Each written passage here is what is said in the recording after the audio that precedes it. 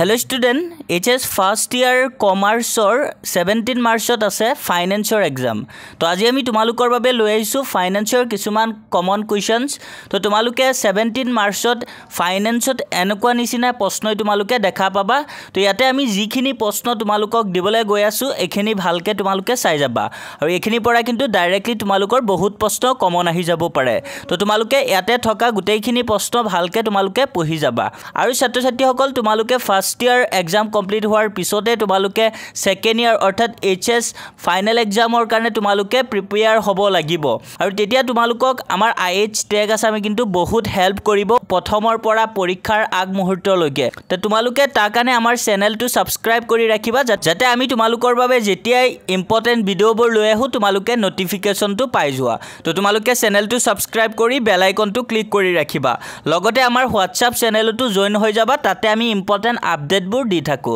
তো ছাত্ৰ-ছাত্ৰীসকল আজিৰ প্ৰশ্ন পেপাৰখনত থকা প্ৰশ্নখিনি আমি লাইন বাই লাইন পঢ়ি না যাও তোমালোকে ভালকে চাই গলেই হল আৰু যদি তোমালোকে কিবা ডাউট পোৱা তেন্তে ইমিডিয়েটলি কমেন্টছত সুধিবা তো এতিয়া তোমালোকে প্ৰশ্নখিনি ভালকে চাই যোৱা